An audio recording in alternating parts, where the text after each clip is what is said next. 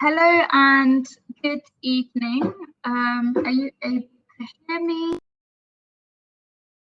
We are now live. Welcome to everybody that's joining us for this session, giving you more information about the University of Nottingham. So thank you very much for your patience. We're just setting up backstage. You will see chat for this stage, and then there is also a Q&A section where you can ask any questions that you have. So I'll just try and keep an eye on the chat section.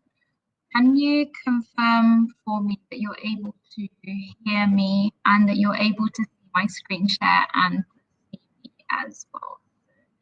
Just before I get started, just confirm that the technology is working.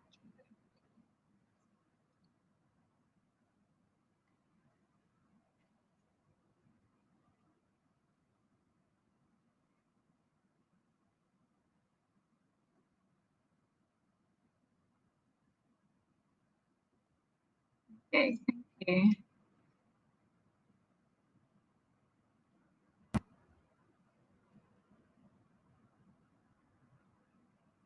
Wonderful. Okay, that's great. So we'll get started, and basically over the next hour and a half thereabouts, what we will do is talk you through a detailed tour / description of the university, key things that you need to know about the university, what it's like to be a student, the admissions requirements, and tips on securing funding as well in case you're looking to apply for scholarships from the university. So I am joined this evening by Gift Odo, who is one of our current students. He's doing a master's program. So the first 45 minutes, I will give a presentation on the University of Nottingham, and then I'll hand the microphone over to him so that he can continue and speak about his experience as a student. So I hope we'll cover and answer all of the questions that you have. Do feel free to chat or using the Q&A function as we go through.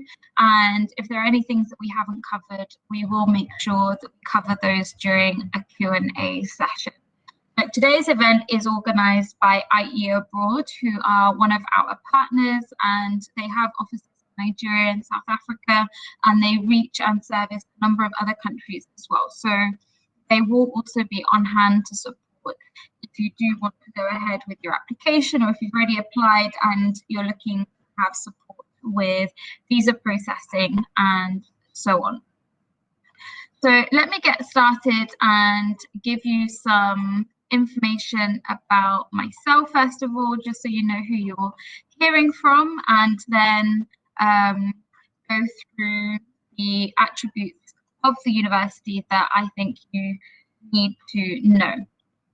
So my name's Emma, and I'm an international relations manager for the University of Nottingham, and I'm based in Accra in Ghana. I manage our liaison office, and it's my job to support prospective students coming from across the continent with their journey to the University of Nottingham. So anything related to admissions criteria, scholarship opportunities, advice on travel, accommodation, all of that I'm happy to support. And then I do also keep in touch with alumni in different countries and support some of the networking that happens post-graduation. Whilst you're a student, I'm not always on campus, so there's a very strong student support and student services team that would support you whilst you are on campus. So that's kind of where I fit into the journey that you would have, you know, with University of Nottingham. All right. So why should you study at the University of Nottingham? Okay, so some of the key things that I would mention. The first is that university is a member of the UK's prestigious Russell Group. So this is a group of 24 UK universities that have joined together to really emphasize a commitment and a focus on research activities. expertise. So if we think about universities as being places that have both an emphasis on the discovery of new knowledge, so things that we don't yet know, whether it's about the world, the human body, how we behave, materials, I mean, all disciplines, there are things that we don't yet know. So that's what we call research. And then we also have the transfer of existing knowledge, and that is teaching. So the University of Nottingham is very strong in both, but there's a particular commitment to research. Now, some people do then kind of wonder, okay, well, it's great, you're 18 for research power, you're a member of the Russell Group, what does that mean for the teaching experience? And what I can say is that all of our staff at what they are teaching, so that's already a good start because they're doing research in those areas, and we only teach on topics that we are also conducting. My staff do also do continuous training on teaching methodology, a teaching qualification, then there's internal training that goes on, and students are asked to provide regular feedback on teaching. So we're very happy that the UK government in the 2017 Teaching Excellence Framework rated as gold standard for teaching, which is the highest possible that you can have, and that is the most recent assessment that has been conducted. So all of these things together add to put us in the top 100 universities in the world and in the top 20 universities in the UK. So we're competing internationally in terms of both the quality of research that's happening, but also the quality of the teaching and the competitiveness of the degree globally.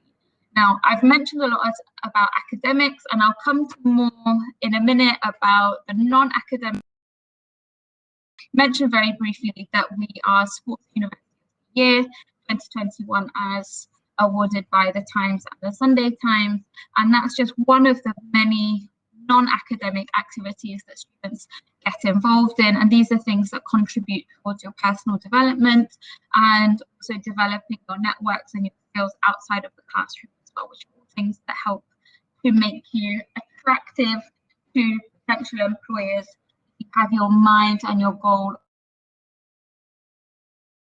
after graduation. So those are a few of the kind of key pointers in terms of just overarching things that I would mention about university. We have global research in terms of the activities that we're doing. So our staff are conducting projects that are all around the world. This is not a UK focus in terms of the activity that we're doing. So wherever you come from, chances are you will find that there are staff who are knowledgeable about where you're from, even if they're not necessarily in your department, but across the university, there's a real emphasis on making sure that we have global reach and global impact. So the student community itself is also very global. So I'll just kind of explain the different campuses. Sometimes people do ask me about this, you know, in terms of in your logo, there's the UK, there's China, there's Malaysia, you know, what's the difference, how does it work? So I'll try and explain those things to you as well. So across the three campuses in the UK, China, Malaysia, we've got close to 50,000 students. There's about 5,000 or 6,000 students each on the China and the Malaysia campuses, and then the rest are at the UK campus.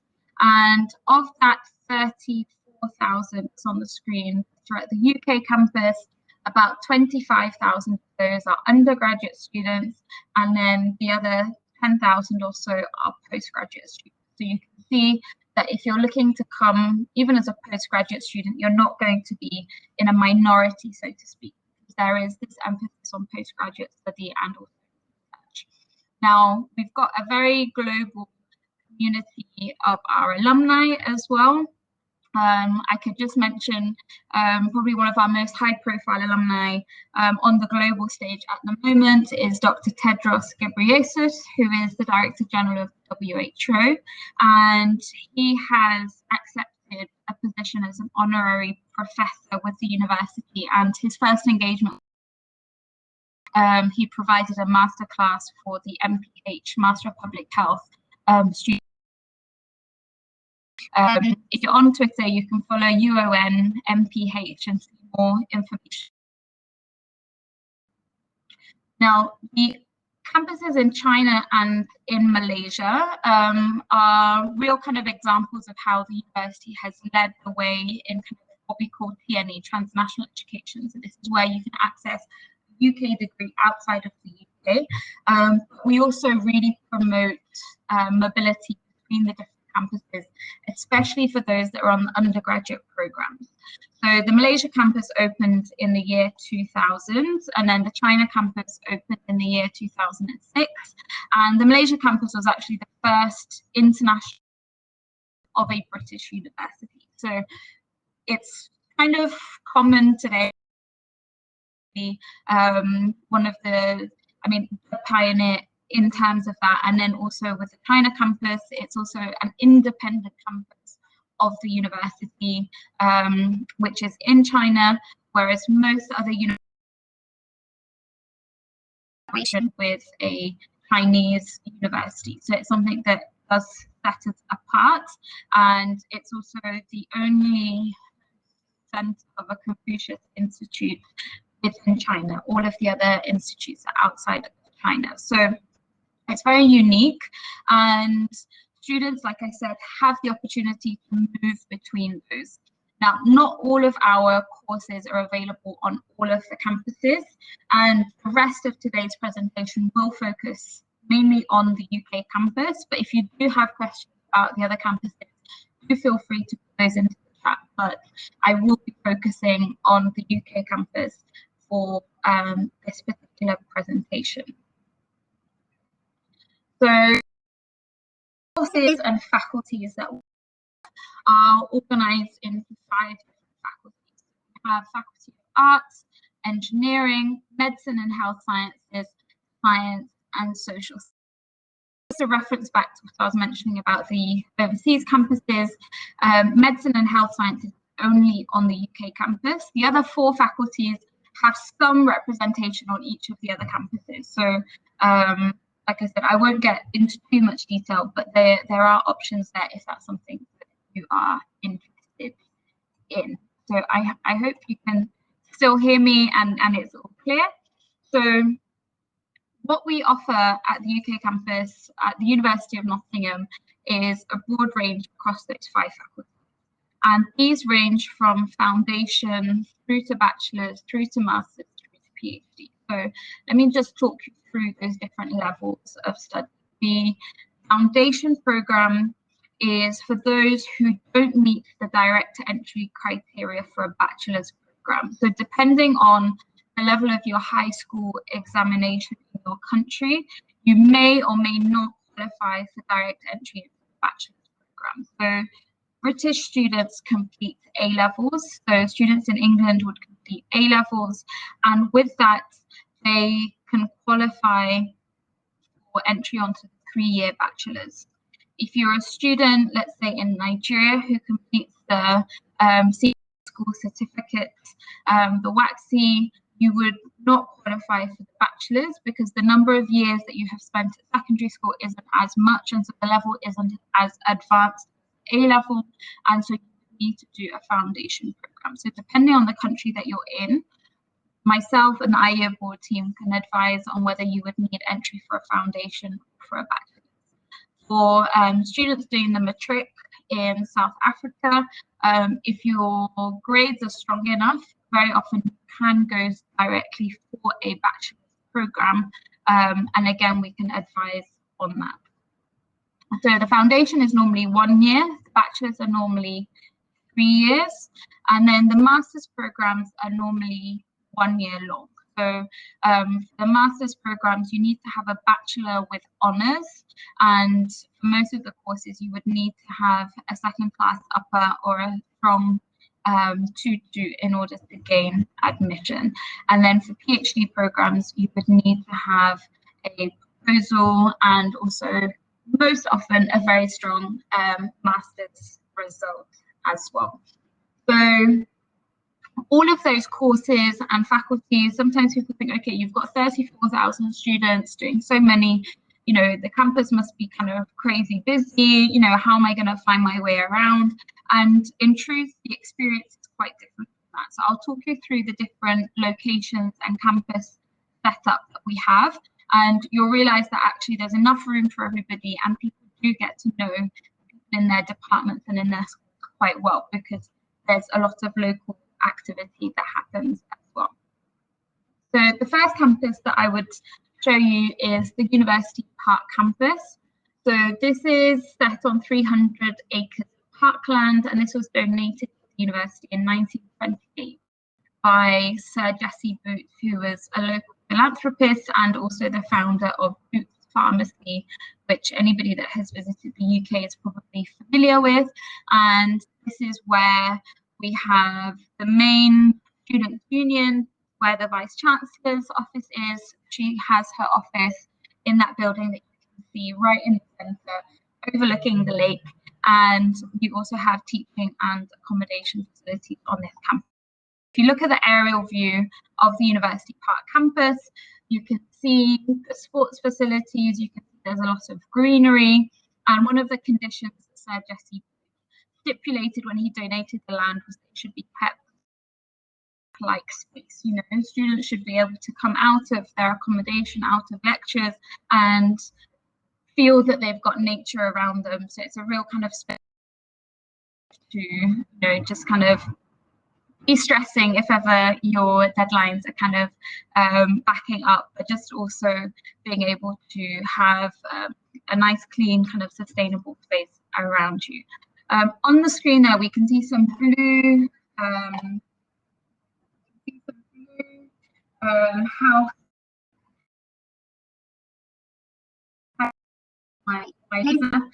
And these are the undergraduate halls of residence. These are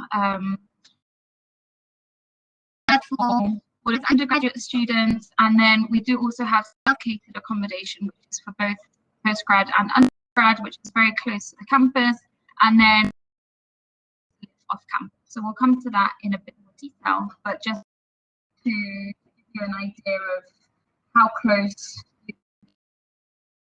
to where your studies are, where the library is, and so on. This screen, we can see Jubilee campus. You can actually walk, you can use connects you to, and on this campus, 2002, innovative architecture, and this is where you have the business school, computer science, school of education, and most recently we also have some of the additive manufacturing, which is done by the Faculty of Engineering as well. So this is somewhere where, even with the kind of very futuristic buildings, there's a real emphasis on making things very sustainable. Again, there's the animals, like bees, so it's quite nice just to go walk around outside in the summer when it's not too cold, and accommodation that is very close by that is reserved for University of Nottingham.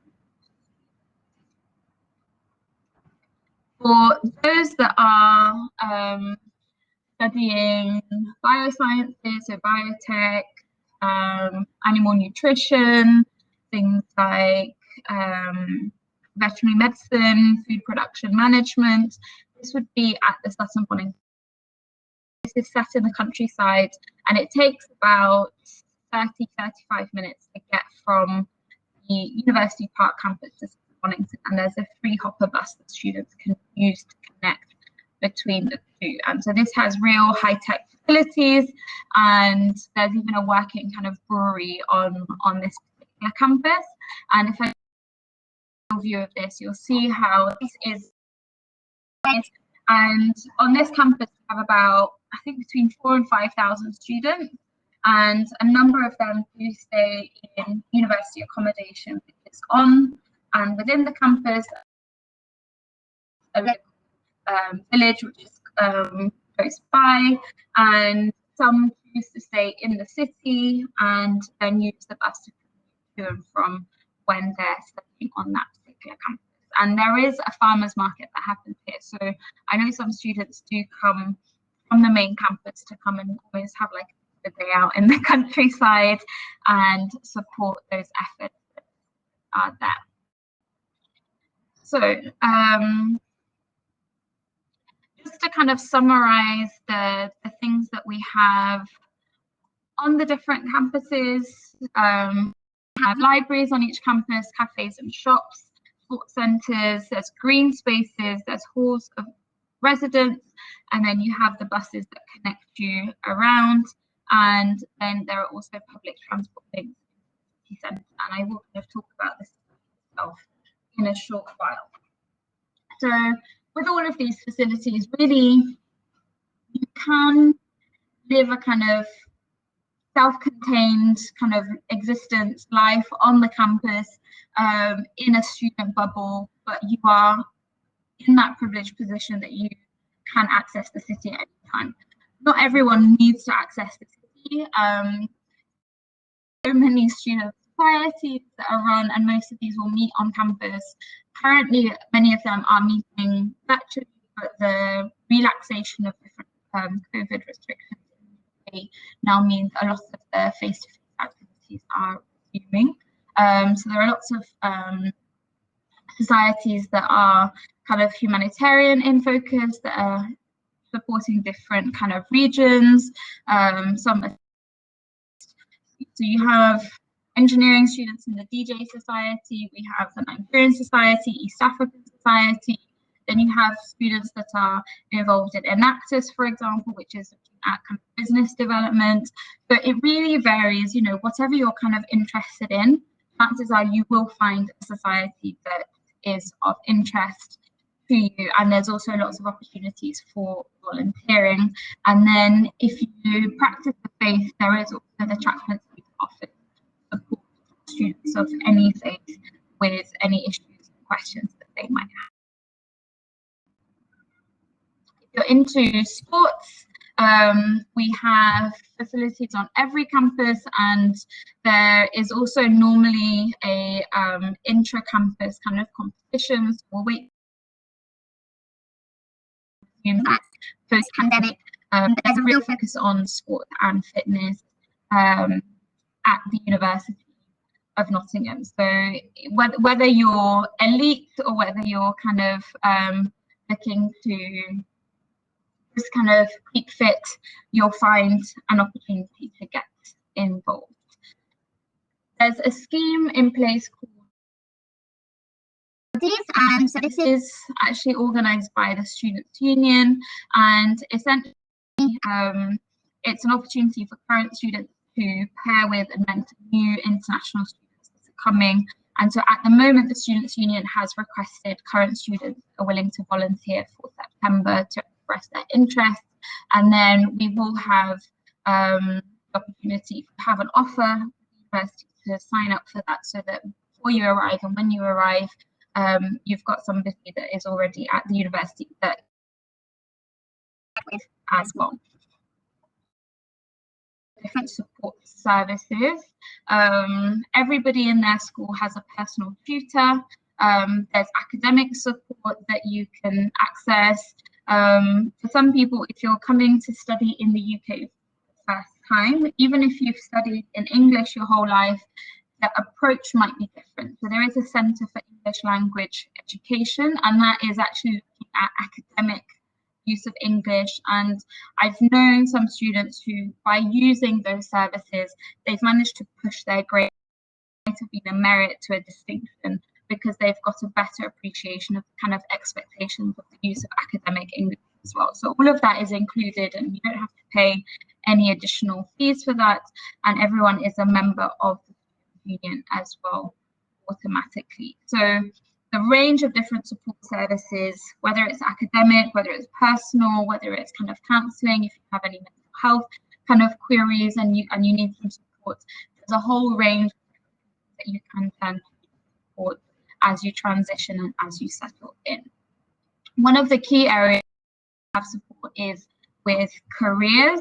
And I mentioned earlier that Nottingham is ranked not highly just for its academics, but also in terms of the reputation with employers. So in the UK, there's research that is conducted every year asking employers where they would most like to hire graduates from. It's called the High Flyers research, and Nottingham has been consistently in the top 10 over the last 10 years or so.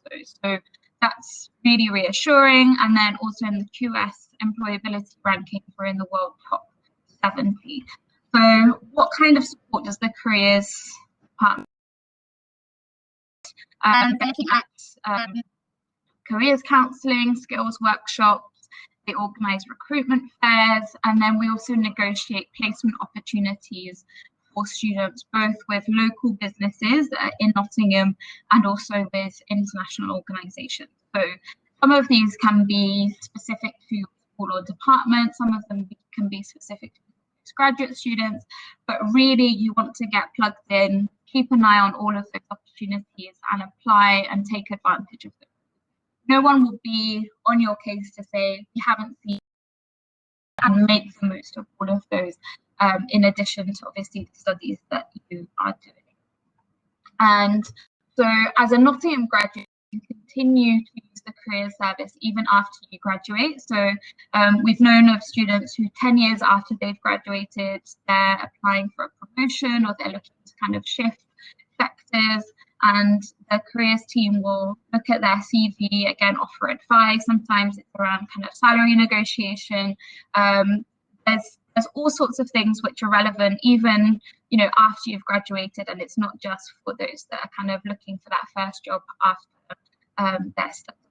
And then something that is quite useful to know is that from this summer, anyone that completes their course at degree or master's level will be able to apply for a graduate student visa for 2 years. And that is not conditional on having a job offer. So as long as you've graduated from your course, you can apply for the additional 2 years visa, and then during that time you can work, you can switch employers as you want. So it's a real opportunity to kind of get some additional UK-based experience and perhaps, you know, get in with an employer who might want to offer you more long-term work opportunities. And then for PhD students, they would be able to stay for 3 years. So I've covered quite a lot about the university. I mentioned the doorstep of Nottingham City. Nottingham City itself is very centrally located in the UK. So if you look on the map, you can see that we're really kind of right in the middle of England. Area itself is actually known as the East Midlands. You'll see kind of Birmingham just to the southwest. That's seen to be the heart of the Midlands, and that's about an hour away from Nottingham. And then you also have really good connections to London. You get the train in about 2 hours. If you're looking at Heathrow Airport with the coach, that can take a little bit longer, sometimes 3 hours, just because of how big London is. The fact that Heathrow is in the southwest. So it's got good connections, it's a good place to be based, and then the cost of living is also a lot cheaper than especially staying in London. And as a city, it's quite compact. So in terms of getting around, if you live on the campus, you can get into the city in about 10-15 minutes. On the screen, you can got the tram network which connects onto campus, and then I know some people who do actually walk from the campus into the city centre. That might take you 45 minutes to an hour. So if the weather's nice and you're not in a rush, you could consider it as well. And it's a medium-sized city, I would say. So you've got enough going on that you don't really need to leave Nottingham. So whether you're looking arts events, whether you're looking for historic buildings, you want to eat food from different parts of the world, you can find it all without being in a kind of huge city and the stress that can come with that. And then if you're interested in kind of greenery, just next to the University Park, there is also the Willerton Hall and Elliot Park. And this is free to enter. You can walk around. There's a nice lake. There's a coffee shop if you have that are visiting. You want to go and have, you know, a slice of cake and a hot drink, and basically just kind of escape from the campus a little bit. And you're not going to have to pay an entry fee or anything like that. So that's the city. And people kind of ask, okay, what about accommodation? So I'll just take you through some of the different kind of provisions and options, and I think Gift is also going to kind of touch on this for later. So as a university, there are university-owned accommodation, as I said, within the campus, and then we also have agreements with large kind of student villages that might not be owned by the University of Nottingham, but we say, please reserve the entire block only for University of Nottingham students. So we have an exclusive and arrangement with those private providers. So what we guarantee is that so long as you apply by the advertised deadline, we will make sure that you can get a room in either university or university arranged accommodation for the first year of your course always, and if you're an international student, the whole 3 years of your course, or 4 years of your course if you're an undergraduate student. So in terms of the they vary, but you would typically have your own bedroom. Most people in their bedroom would have a small fridge, would have a sink. Depending on the type of room that you choose, you would either have a communal bathroom or you would have an private bathroom that is your own. And then generally you would have a shared kitchen with other students if you self-catered, which means that you're going to shop and cook for yourself, or if you go for catered halls, that means you have meals included, and then you have like a pantry that has a microwave. If you do need to kind of reheat food, then the option is there. Like, let's say you have football training, you can ask the hall to save your meal for you, and then when you come, you collect it, and then you can reheat it and eat it at a slightly later time. So the options kind of vary, and then all facilities have kind of internet access, your bills are included in the prices, and then there are also social activities that are organised within different student accommodation spaces. So at the moment, with COVID especially, there are kind of like additional cleaning processes in place, and then we also have on campus asymptomatic testing, and then we also have an asymptomatic testing centre in the community in one of the areas where a lot of students live in private accommodation, and this is free, and students are being encouraged to kind of do this at least once, if not twice a week. So this is something that is being run within the university itself by our kind of staff, using academic expertise and so on. This is something that we're really proud of. I think they hit 60,000 samples yesterday. So if that's something that anybody has questions about, feel free to put those in chat. And then people do choose to live in private sector. So this is if you are looking to rent, let's say from a private landlord. So I'm Emma, I own a house in a neighbourhood that is not far from Nottingham. I can advertise and say, okay, I'm looking for 3 students that would each rent 1 bedroom in my house. Now, at that point, the terms and conditions, would be negotiated between the private landlord and you, the student. So when you're looking at that, sometimes it's nice because you might have a garden. You don't have to share with as many people. Perhaps, you can choose 1 or 2 other people to share with. But then you do also have to look at the kind of terms and conditions more closely. It might not include all of the kind of check. And it's a very common thing to happen. Most home students in the UK will stay in university accommodation first year, and then in the second or the third year, they might go for private accommodation. So if you are choosing that, again, you can ask myself, my colleagues for advice within the Students' Union. There's actually a service that will also check the contract for you before you commit, just so you have some independent advice as well. So that is something that you can also consider. I don't think I'm seeing any questions coming in, so I'll keep going. And we'll also hear, as I said, from Gift on how this works. The only kind of thing I would mention is that generally with private accommodation, you can't finalize arrangements until you have your student visa, because landlords will want to see a copy of your residence permit, you know, your visa, your right to be in the UK. Whereas if you have an offer with the university, you can apply for university accommodation and already reserve a room pending securing the visa. So that's one of the kind of big distinctions between the two options as well. In terms of prices, if I'm honest with you, I find that both are kind of competitive.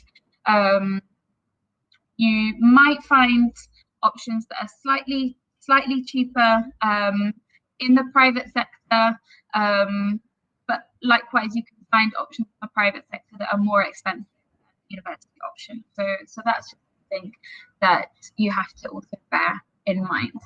So in terms of next steps, if I've kind of got you excited about the university and you've not yet applied, I'll just really run through kind of top tips in terms of putting in your application, and then just mentioning kind of funding, and then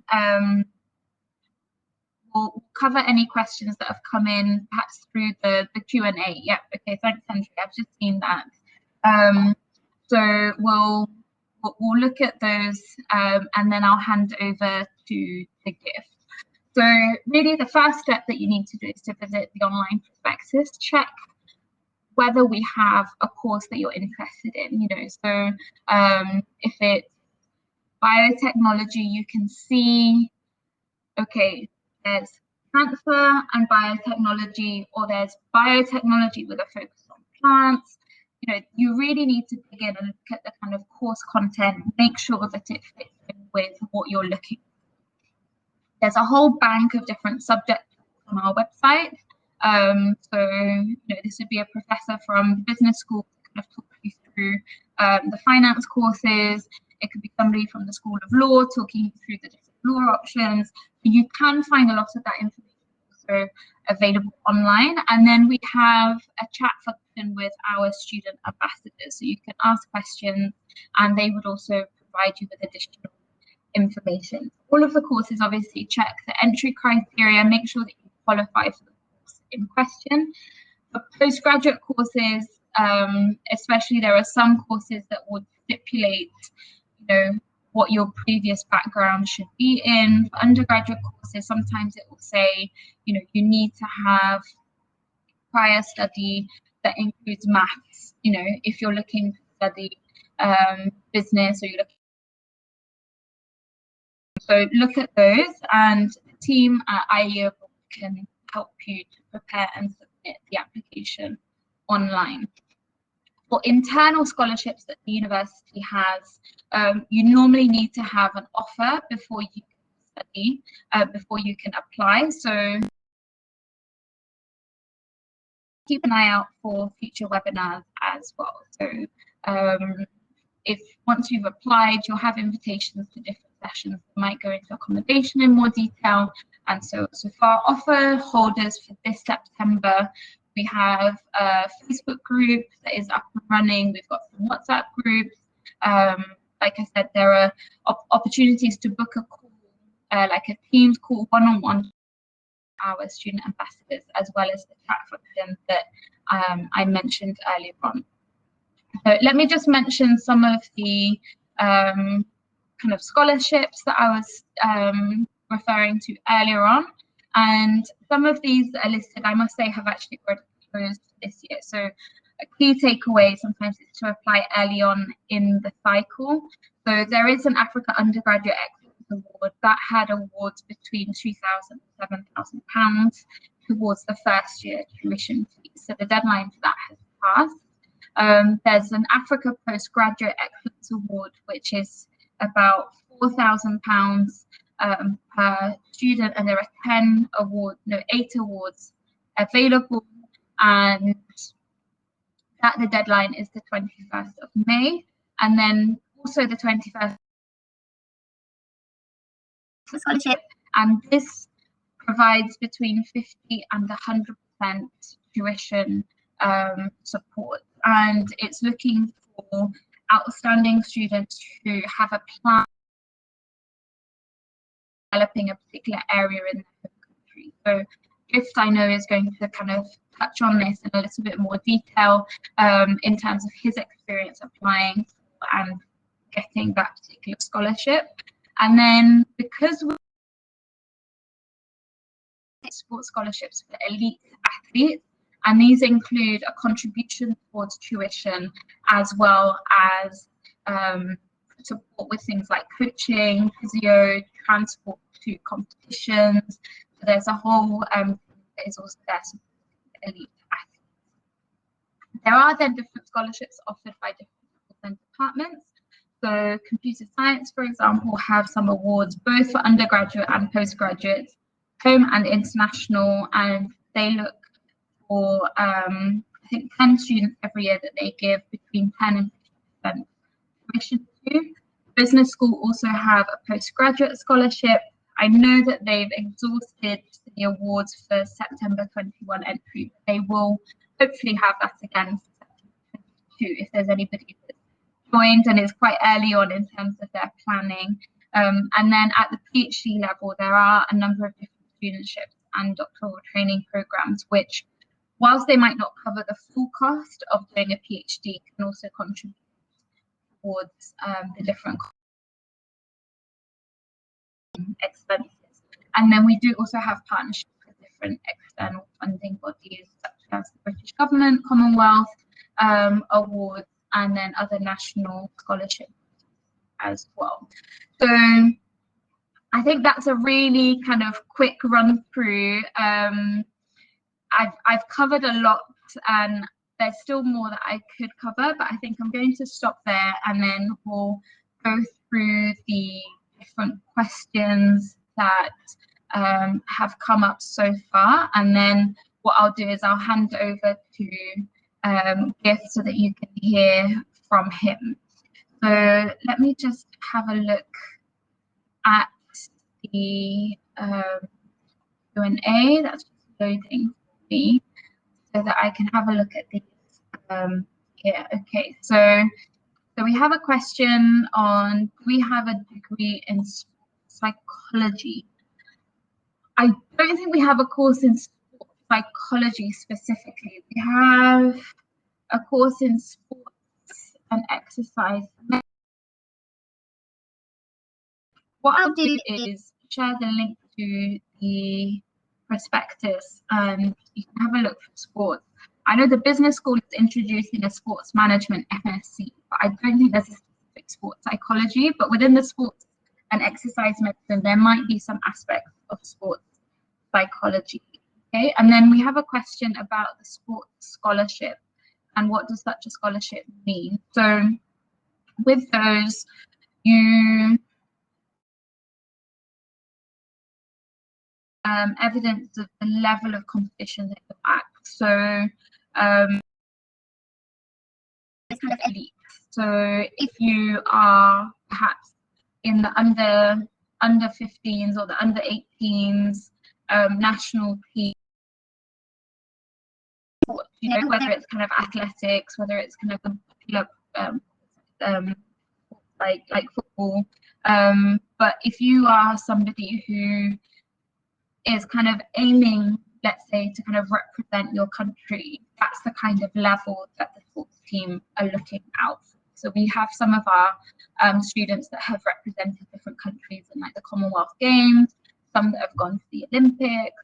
So we're really kind of looking at that kind of level of competitor, even if you haven't yet made it perhaps to the national level, but that's really what you're targeting, you know, and that's the level that you've been competing at.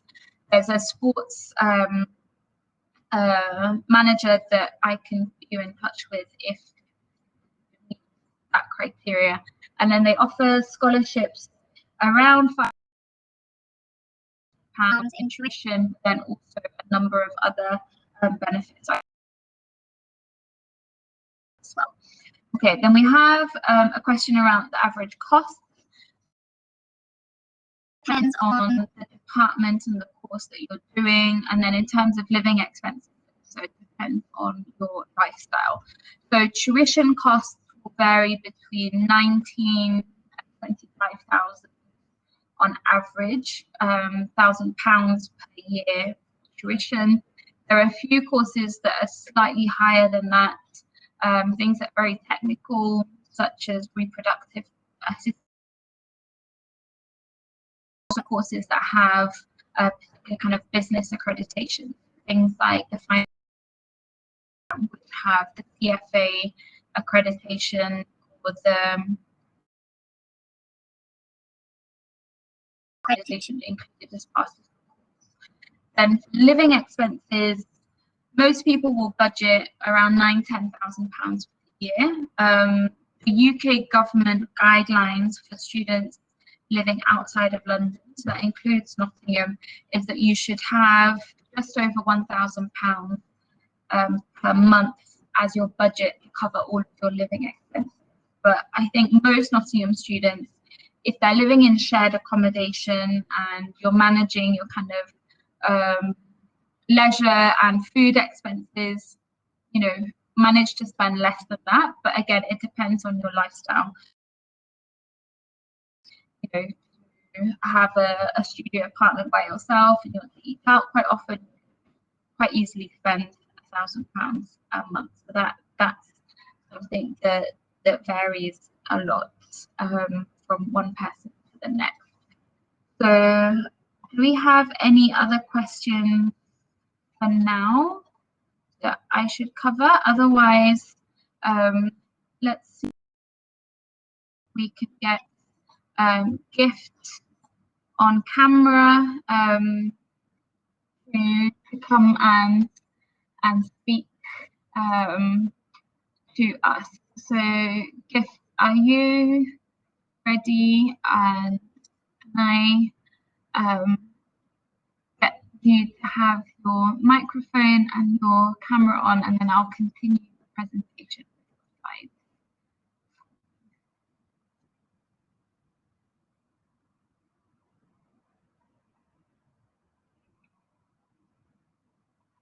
So just give us a second whilst we get the camera and the audio through for a Gift. Whilst we're doing that, I'll just give a little background in terms of electronic engineering. Okay, so Gift, are you available? I can't see yet. I know you're online, so just bear with us 1 second.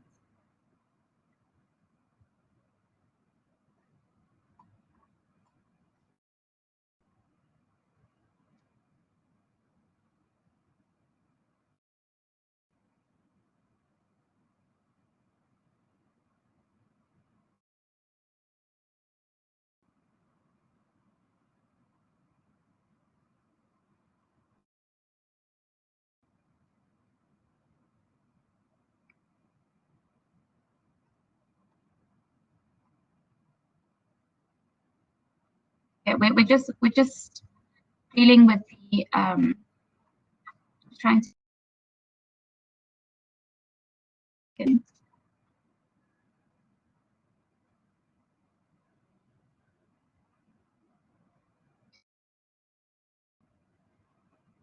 Okay. Okay. Yeah, sorry for the delay. Wonderful. That's okay. So thanks Gift for joining. So I have the slides that you sent to me earlier on. So me know when you want me to move on to the next slide. So for everybody that's joined us, I'll now hand over to Gift to kind of talk us through a little bit more of his experience of applying for Nottingham and being a student. So Gift. All right. Good evening, everyone. My name is Gift. I want to have my first slide if possible. All right. Yeah, thank you. Okay, so my name is Gift Odo, and I come from Nigeria. I'm currently doing my master's in electrical and electronic engineering at the University of Nottingham here. So a little background about me. I have a Bachelor of Engineering honors from the Modibo Adama University of Technology, Yola, in electrical and electronic engineering, in which I graduated with a first class in 2019.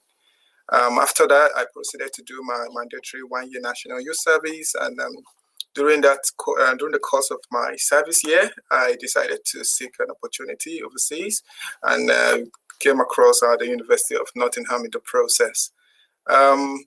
Essentially, I was actually searching for the best university in the UK for electrical and electronic engineering because I had this particular interest in the UK. And then my research was a little targeted towards electrical engineering. So I came across the Guardian University Guide ranking of 2019. And in that ranking, the university was #1. And after I did my further research about the university, I was convinced that it was the best place for me. And that began my journey to Nottingham. My next slide, please. Okay, so as I said earlier, I began searching for opportunities of postgraduate studies during my service year. And in the course of that year, I came across that Guardian University Guides ranking, in which University of Nottingham ranked #1. So I was kind of curious, when I discovered that a particular university called the University of Nottingham ranked so highly amongst its peers. And that caused me to dig a little further.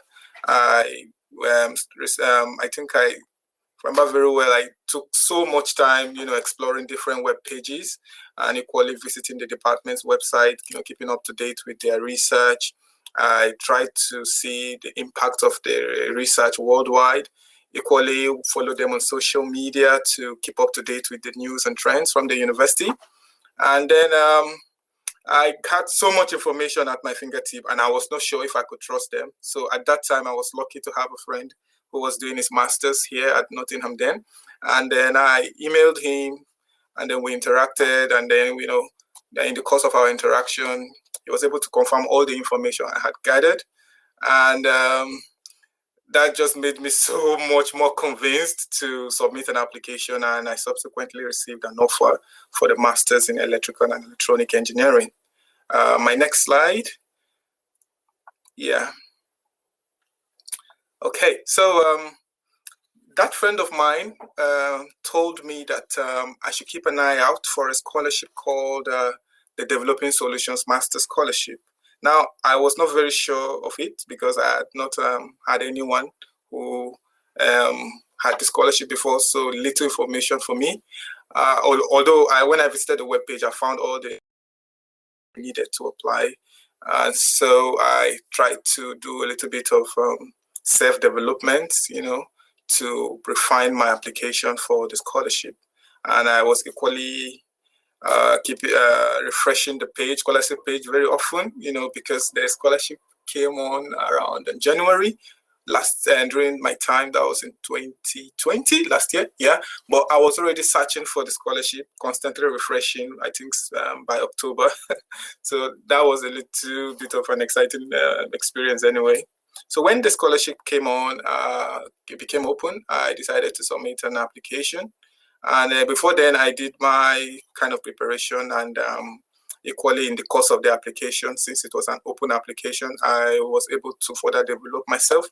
And I have some tips from my application I would like to share because I feel it could be helpful to someone. So the Developing Solutions Scholarship is an essay-based scholarship. And you apply from the application portal from the finance sub-tab. Yeah, and in that application, you find different fields with different questions and essay prompts. and all of them have allocated word counts. So one of my first and major advice to students is first to be authentic, because you're just sharing your own story and they don't know you. So it is what you tell them they would use. So I would really recommend that first of all, you're honest, because people who will be assessing the application are professionals and they can spot false information. And if you're able to do this, then managing your word count will really matter, because you want to be concise in your points. You want to avoid superfluous sentences, paraphrasing your statements up and down, because most of the word counts are actually very limited. So you need to know how to convey a lot of information in a creative way. So being concise will really help a lot. And another tip I would love to share is that in the application, it should be an opportunity for you to show and not tell. Now, this is a concept that is very common in graduate applications, in which students are advised to avoid statements about themselves, but rather share their experiences. Because a typical example could be this: I could say that I am hardworking and dedicated in my scholarship application, but I don't have the right to expect the selection committee to take my word for it. So the only way they are able to judge my character is by analyzing my story and getting these elements out of it. So in showing, you essentially share your own story. So rather than say you're hardworking and dedicated, you can give a brief instance of when you demonstrated hard work and dedication to a particular task. And I think that is a better way of approaching a scholarship application, because it also makes your application creative. And the more you're able to stand out that way, then the more you increase the chances of being selected. Another point is to use facts and figures to consolidate your points. Now, the reason I say this is because the Developing Solutions Master's Scholarship is majorly for master's program. And if you're coming for the master's program, you're expected to prepare for some kind of research tasks, because in the course of your program, you will be doing a lot of coursework that will involve you carrying out research and, exploring different materials online. And here in Nottingham, it's a very big crime to plagiarize or steal information, as the case may be. So if you're able to demonstrate that you have the ability to use facts and figures while citing the sources in your essay, then you already portray yourself as someone who has a bit of a research experience and is able to take on your master's program. Another skill would be to leverage on your existing knowledge.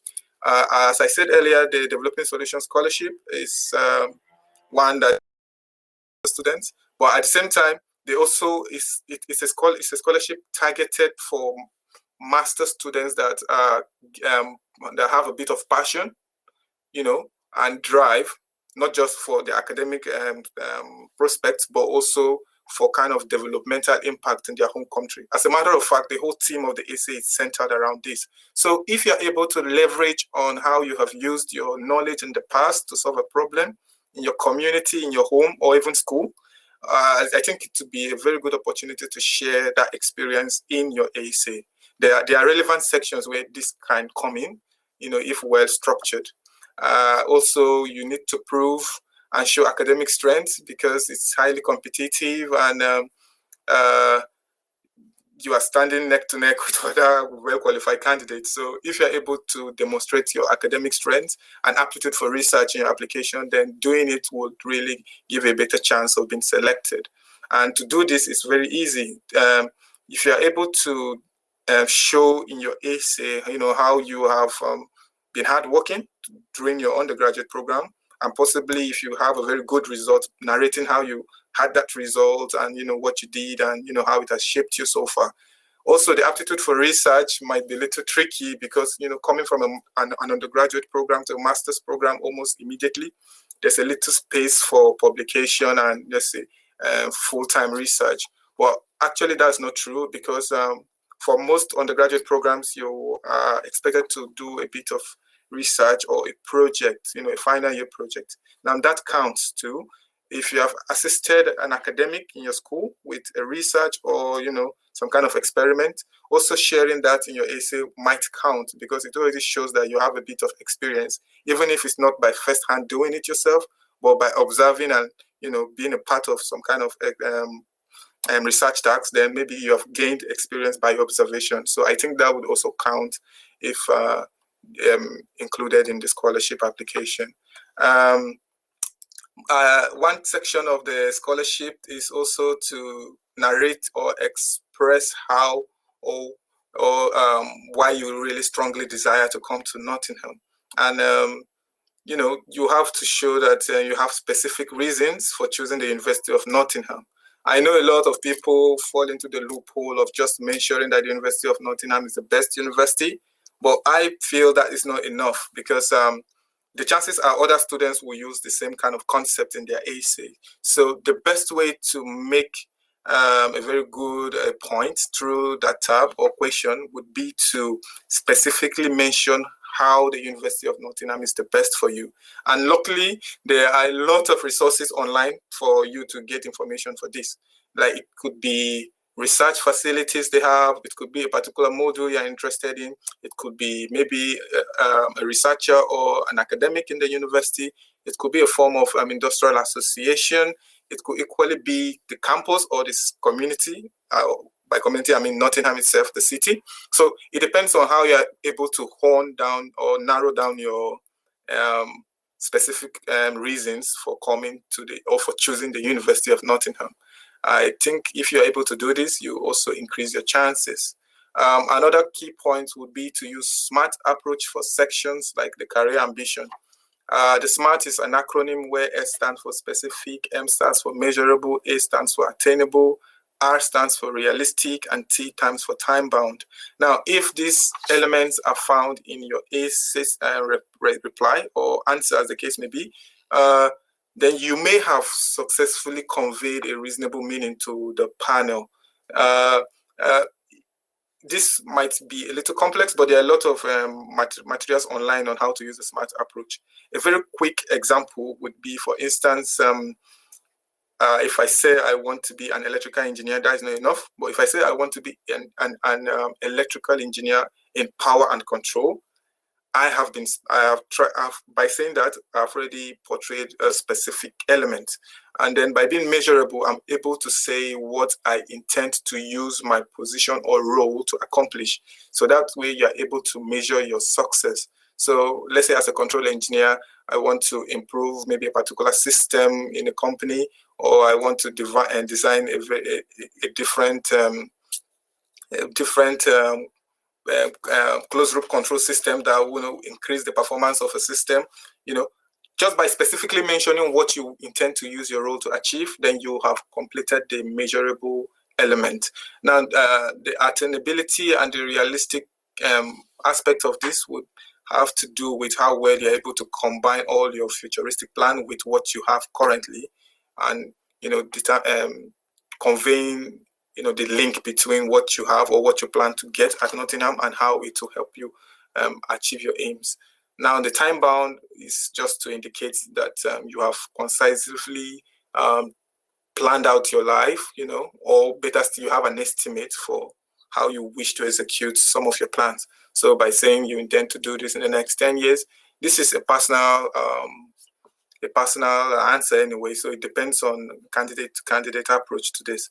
The next key fact will be to ask for reviews and do a spelling and grammar check before you submit your application. And this is not just for the scholarship application itself. Your university application that is to the program may likely require you to write a personal statement. And similar elements are required in the personal statement. So you want to be careful in your personal statement. You want to submit a very concrete personal statement so that you can stand out, or statement of purpose, as the case may be. And you would do yourself well by asking for reviews, because others, are able to spot mistakes for you. They are also equally in a better chance of giving you a different perspective to your answers or to some of your descriptions. So I think it's really helpful you ask others to do a review for you, and essentially check out your spelling, ensure that you do a grammar check so that there are no funny sentences in the essay. You can use softwares for these. There are many of them available. Grammarly is there, for example. Using the premium package can really help. At the same time, the Developing Solutions Master Scholarship was an open scholarship, in quotes, in the sense that even after submitting your application, you still have the chance to revisit your application as many times as you wish within the allocated time frame. So as long as the deadline has not yet been reached, you can visit your scholarship and make corrections. So this is very helpful because sometimes, you know, you're taking a walk and you just think, okay, maybe I should have said this instead of this, or maybe there was a better way I should have approached that particular answer. So, you know, it really helps that you can visit your scholarship application and make these necessary adjustments. And I found that to be very helpful. At the same time, before you submit your final application, for most candidates, you will have a chance to speak with a staff or a representative, you know, on your scholarship or the scholarship application itself. So usually during these sessions, you get tips, you know, guides on how to structure your essay. So I would strongly recommend that you meticulously follow such guides if you attend any of such sessions. As a matter of fact, keep an eye out for some of those sessions because they are readily available. During my time, I attended one with Emma Tayo, and she really gave us a very elucidative approach of submitting a very concrete application, you know, how to structure the answer. And I followed that really critically, and luckily for me, I got accepted. So I believe that really helped me so well. The next tab, please.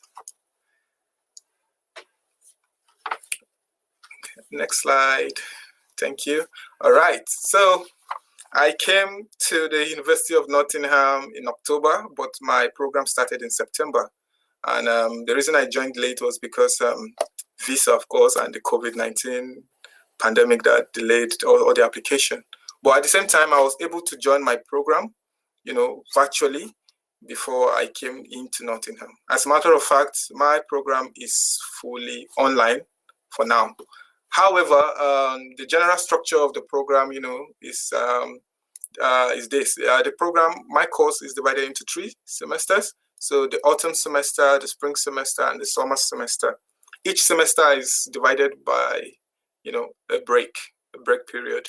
So that's a time to wind down a bit, you know, and regain your strength to come back and, you know, continue the academic journey. So for me, I applied for a taught master's program, but there's equally the master's by research, or otherwise known as PGT research, but mine is PGT taught, postgraduate taught. So this is for students interested in a master's program at Nottingham. So it all depends on, you know, what you wish to do at Nottingham.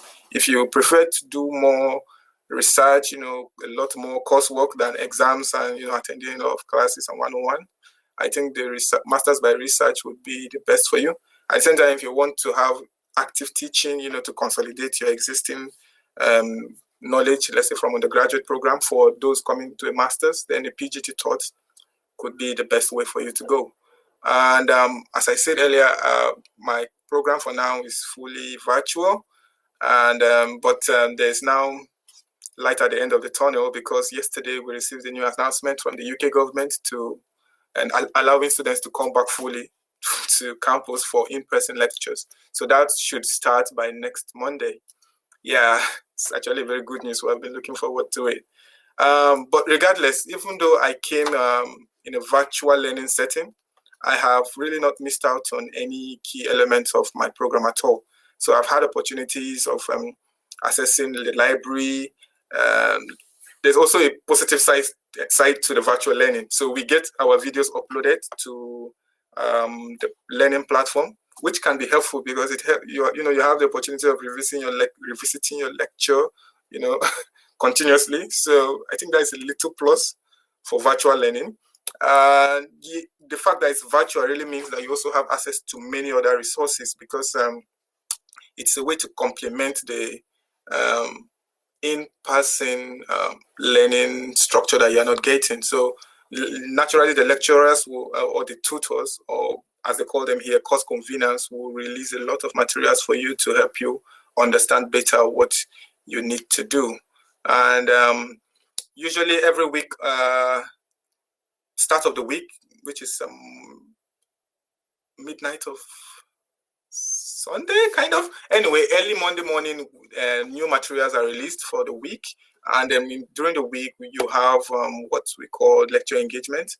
Now, in the lecture engagement session, it's an opportunity to consolidate on the materials that have been released in case students have questions or, gray areas in some of the concepts so far for the week.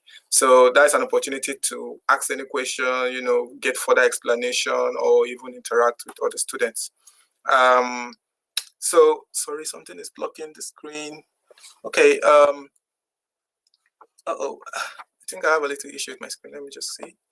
Anyway,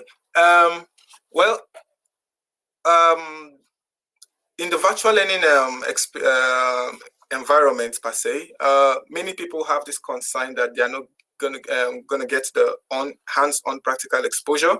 But as a matter of fact, I found that to be false, because firsthand, being a student at Nottingham, and even in this virtual system, although most likely you wouldn't meet that if you had to come, as the case may be, fingers crossed. But even though I came in during the virtual learning era per se, I had the opportunity of still gaining practical knowledge of my program. So different courseworks were designed, to allow us carry out our own independent, work and research, such that we're able to still utilize our knowledge to solve real life problems.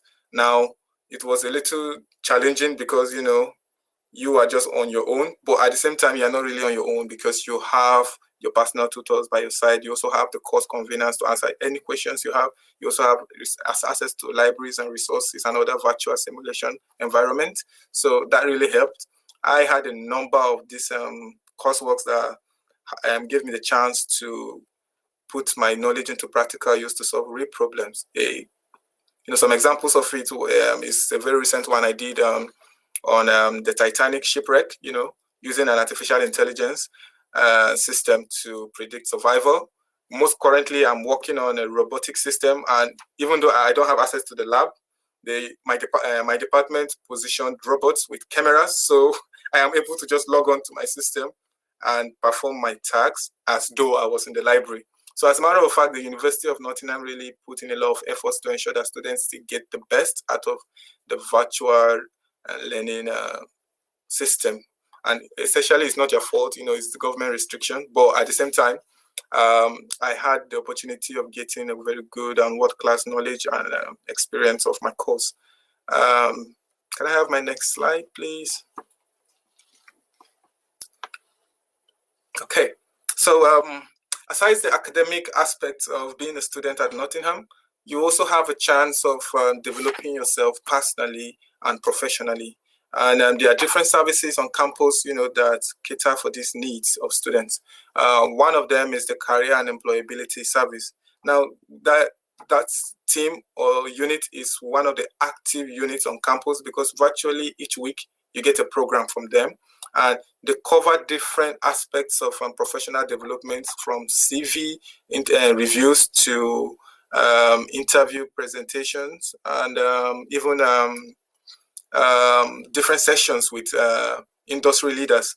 So personally, I've had the chance to attend different programs by the Career and Employability Service. One of them is a Lunch with a Leader, and that's a program in which they invite a leading CEO, for instance, to come and share his experience on how he was able to climb up to that level of his professional career, or some of the experiences he has had in the professional world and how it could help students.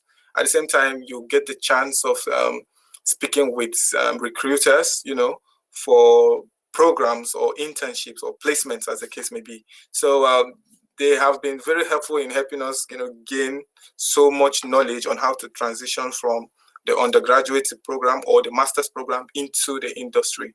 At the same time, in my faculty, which is the Faculty of Engineering, we have the Education and Student Experience team, and they also roll out different events, on how to help us develop as students outside of the classroom. So one of the programs they often release is the alumni networking event, and in this program you just have the chance to speak with with alumni who would tell you practically what they did to transition from the classroom per se, or to transition from their programs to the industry. Now it's very helpful because, sometimes you get generic advice on what to do, but hearing other people share their experience on what they did, to get to where they are could really help. And these programs, I've attended a number of them, has really been helpful in helping me, know practically what to do next. It helps you solve that puzzle of, after my program, what next. Aside this, you also have chances of getting access to materials on PhD opportunities, getting invited to programs, where different PhD professors, come in to present what they have, and opportunities for students, opportunities for funding. And it's very helpful because if you have the plan of moving in for a PhD after your program, be it from undergraduate program to a direct PhD, or from the master's to a PhD, then such programs are good opportunities to have a better experience and a better mindset to get that particular PhD opportunity you're after. If you see on my slide clearly, you would notice there's a screenshot there. Now, this is called the University of Nottingham Magpie. This is a very useful service. It's an interactive service that's exclusively available to the University of Nottingham students. So in this platform, you get access to different resources, that helps you, build yourself personally, academically, and professionally. So it really has different materials, online courses, lectures, videos, write-ups, stories, and different elements really to help you develop yourself as a person. And as a person, I mean professionally, personally, and academically. So this is really an opportunity to not just get a world-class knowledge or education at Nottingham, but also the opportunity to develop yourself and refine your skills for a promising career. My next slide.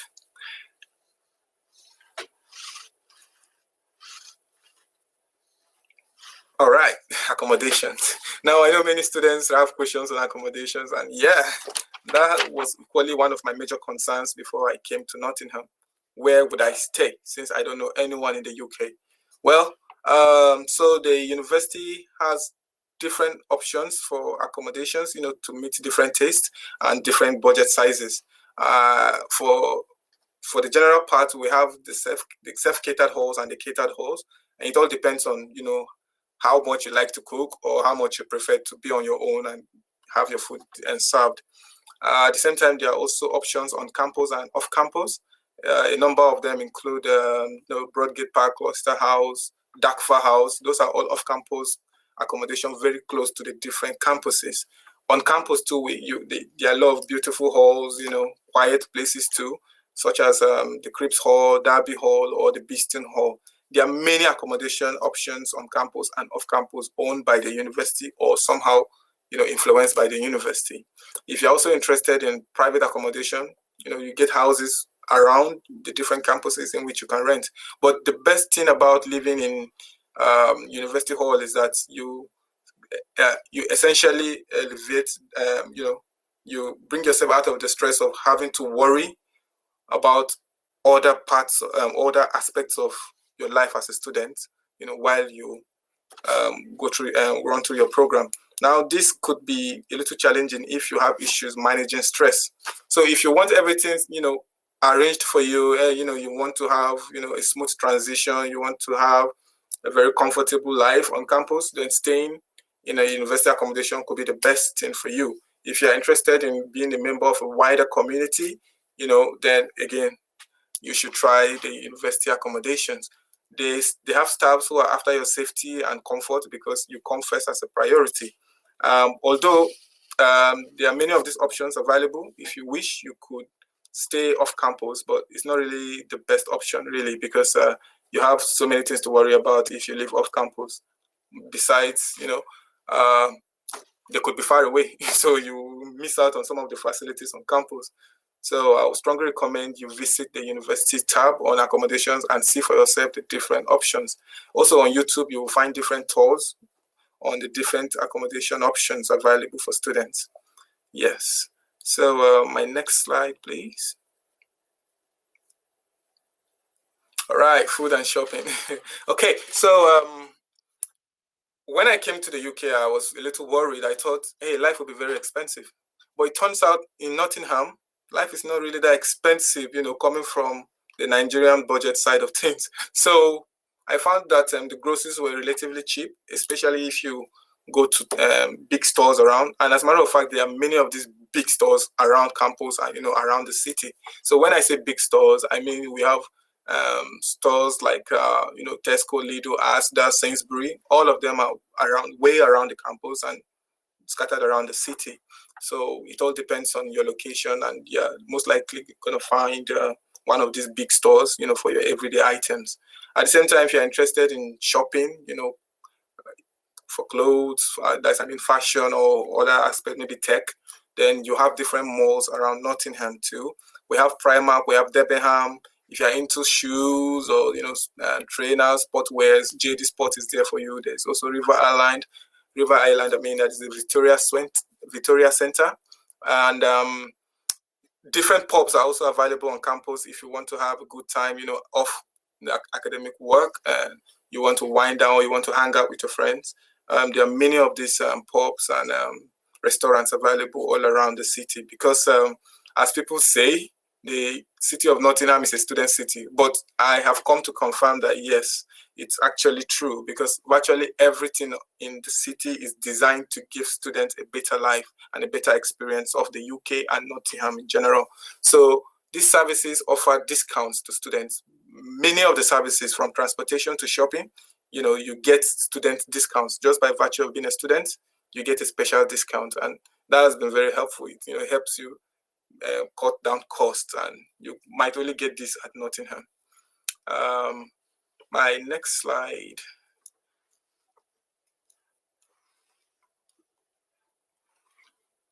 All right, experiences. So, yeah, as I said earlier, I came in October, and although I came in a very extraordinary time, with so many government restrictions, but I've equally had the chance of gaining other forms of experience outside of my learning space.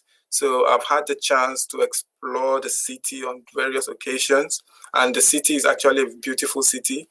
It's also very lively. So if you like this kind of a lively vibe to your academic program, then University of Nottingham is the best place for you. I have visited the Sherwood Forest, which is very nearby, and in the forest, I was able to see old trees. So if you're into tourist sites or heritage sites like that, University of Nottingham could be a very good place for you because Nottingham, as a city, has these great cultural sites, cultural heritages, iconic buildings that you can really just look and be fascinated upon. You also have an opportunity of being in a city where everyone is very friendly. So far, so good. I think my experience has been very favorable. Like everyone you meet in the street, on campus, everyone is happy and willing to help. They are very receptive. And if you really just want to chat, if you want to make friends easily, not the people in Nottingham, have that vibe to it. They respect you as an international student. So there's really no much to worry about. And if you wish to seek help, it could be from student union or a targeted help, medical help, or otherwise well-being or welfare. Different services are available on campus. I have used many of these services. I've had a chance of gaining help or support from the student union. I've also had support from different teams on the campus. I also enjoy the campus too. I need to say this because I stay very close to the University Park campus, so I always spend my time going for a walk around the campus because it has a very beautiful campus. We have the lake, we have the Highfields Park, we have the Millennium Garden, and I spend most of my time just going on a walk around the garden and appreciating nature because the University of Nottingham has a lot of green space, and if you really like to spend time outdoors, then going around the campus could really help. So if you want to really enjoy a very remarkable city, during your program, as a matter of fact, like I have so much to say, but time is limited. So that's all I can say for now. But at the same time, there's still more to explore and so much to do. And if you wish to come to the University of Nottingham, then I assure you that you are making the best decision, because you are not just coming to get a world-class education, but at the same time, you will have the opportunity of gaining overall personal development for yourself, to have a remarkable and life-changing experience, an experience you will never forget. And this has been my experience so far. Thank you.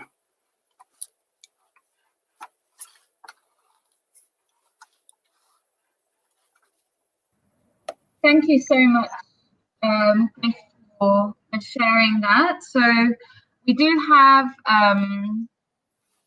about another 15 minutes or so before the end of this session. So I think what I might do now is stop sharing, and then that way people can see us a little bit more clearly, and then we'll try and address any other questions that there might be in terms of anything that perhaps we haven't covered. I think together we've covered a lot of things quite comprehensively. So I'm just going to have a look through the different questions that have been coming through. If you still have a question, do put it in, and we'll try and cover those, whether they're addressed.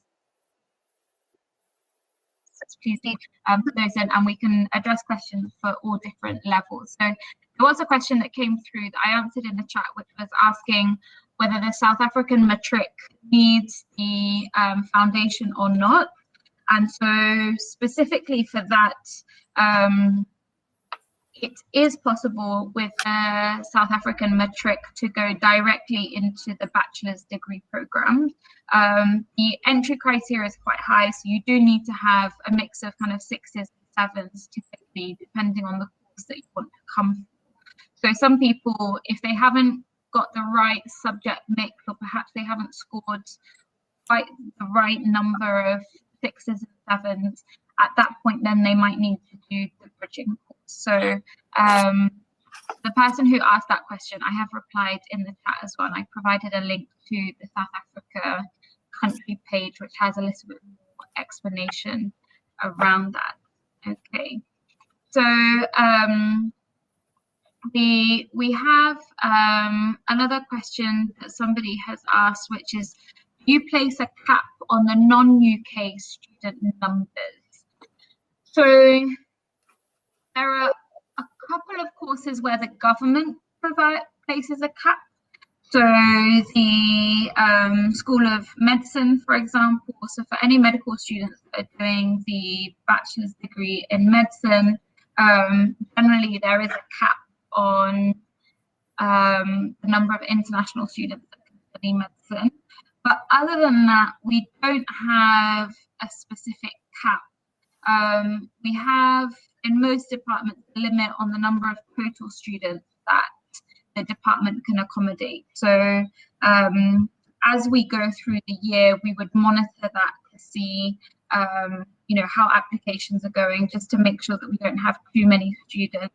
And so there are some courses that have actually already closed for admission for September because there's a high demand. So electrical and electronic engineering is one, for example. The master's degree programs have currently closed for any new admissions at the master's level. So generally there isn't a cap, but we do monitor throughout the year, and at some point some courses do close earlier than others if we think that we're going to exceed the total cap on student numbers. So that's one question. We've had another question, how can we view the whole presentation later? I got confused with the time zones. Okay, I'm really sorry to hear about that. I don't know if the team at IE Abroad can confirm whether there'll be a replay of this, which is available. But what I can do is, we do have a replay of some other presentations that we have given. So what I could do is perhaps share the link to that if today's one isn't available on a replay, and that will cover much of the same content. So we can definitely look at that. With the IE Abroad staff, Tendai or Brent, would you be able to just confirm whether there's a replay option for this particular session? If there isn't, then I'll share the link to a previous presentation that we did where you can replay. You won't get to hear all of Gift's presentation because I don't have a replay of his, but I do have a similar presentation that I've delivered previously that has some details. So yeah. Hi. Hello. Evening, everyone. Sorry. Just so there's no confusion, I am not Brent Morris. I am his colleague Tendai, and I represent IE Abroad. Thank you for attending. And yes, Emma, we will be sharing the slides with all the attendees, all those that have registered, and also the video as well. We will be sharing with everybody that has attended so that you have the opportunity to basically catch up on what you may have missed and also find out anything else you may want to know as you work. Okay, that's excellent. So people can watch this back through, and we'll share the slides in a PDF file as well, so you can revisit those as well in your own time. That's great. Okay, I'm just having a look to see. I don't see any more questions. Do we have some more questions, Tendai, that you would want us to cover? Otherwise, I can ask if some questions that might be interested in knowing. Yeah, no, sure. Please interact with each other because you have covered a lot from the university's point of view, and obviously Gift has covered a lot from a student's point of view. But now, yeah, sure. Like I think the focus should be on Gift as he is a more relatable person for everyone, because I'm sure a lot of stuff like accommodation is major, and just basically basic lifestyle on campus.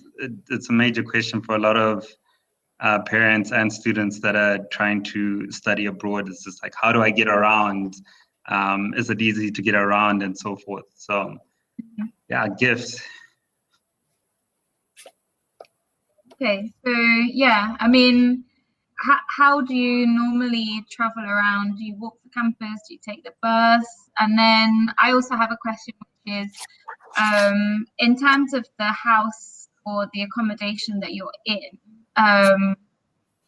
who are the other people that you're sharing with? Are they international students? Are they home students?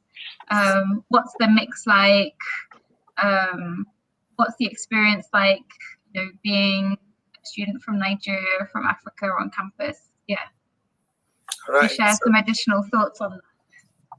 Okay, I'm so happy to do that. So I have had the chance of visiting a city like Birmingham, and yeah, in the UK so far. Anyway, so the reason I'm bringing this up is because I was particularly impressed with, you know, how the city of Nottingham is connected when it comes to transportation.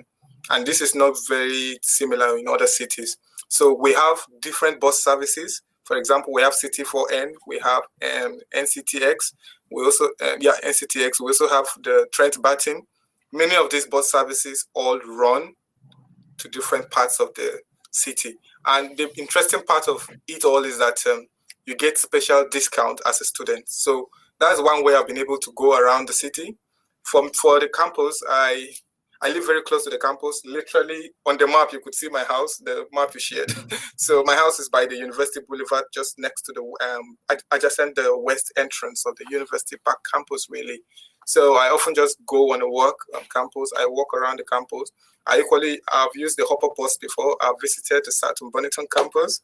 I've been to Jubilee campus a number of times because of, you know, the architecture. I just love to go there to, you know, be surprised or be wowed at the same time, because each time I go there, there's just something fascinating about the building that catches my attention. So I'm very close to a tram station too, and that's another. Maybe for those who don't know, a tram is like a cable train. Yeah, so moves to different sides of Nottingham, and at the same time you also get a discount just as a student.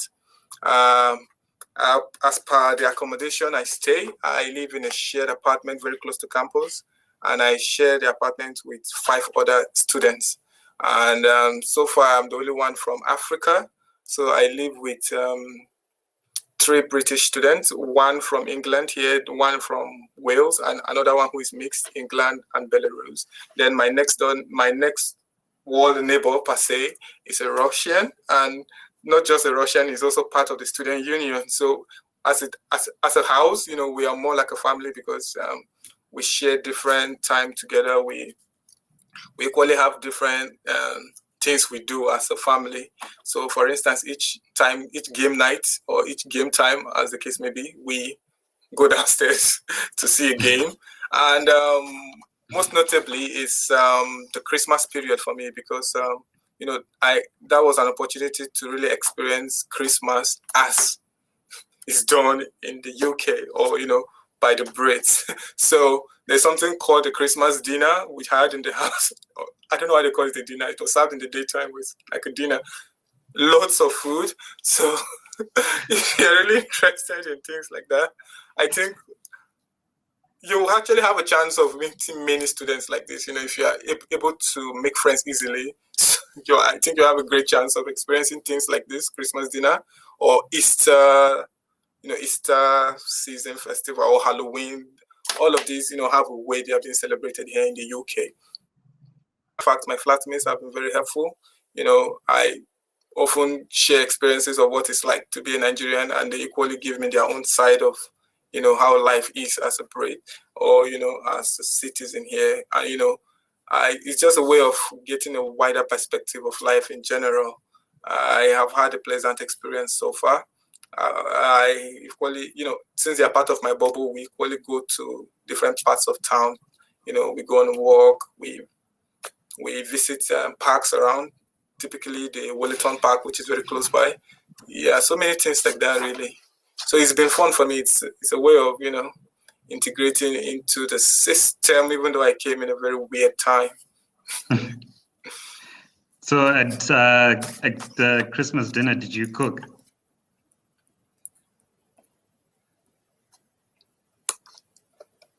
Who did the cooking for the Christmas dinner? Was it the Welsh and the English students? Who cooked?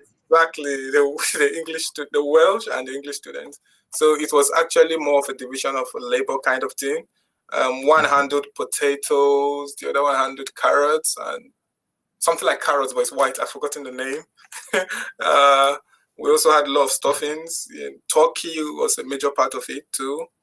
Actually, I assisted in setting the table, so I think I'm equally part of the process. Yeah, so it's actually fun. I have a picture for it anyway. It's on my phone. It's very lovely. The table we have a very big dining table, and to be honest, it was filled with different kinds of food. And we tried to finish it that same day because I think it's part of the tradition or something like that. Yeah. Nothing goes to waste. Yeah, the tradition is that you can't move afterwards. So that's why it's not served until the evening. It's so that you can start to keep coming back. Exactly. Yeah. Exactly. And so have you cooked any Nigerian dishes for your housemates? Oh yes, I have.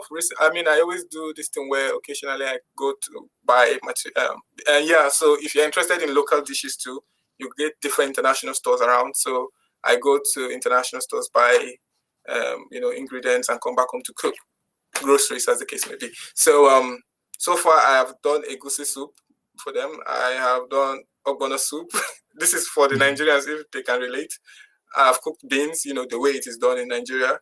I've equally done different rice and beans or rice and stew. I do all these things occasionally. I've made them taste gari, eba, all these things, and they liked it really.